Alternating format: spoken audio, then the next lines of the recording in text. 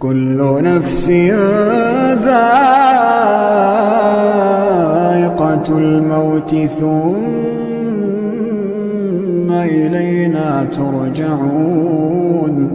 والذين آمنوا وعملوا الصالحات لنبوئنهم من الجنة غرفا تجري من تحتها الأنهار خالدين فيها نعم أجر العاملين الذين صبروا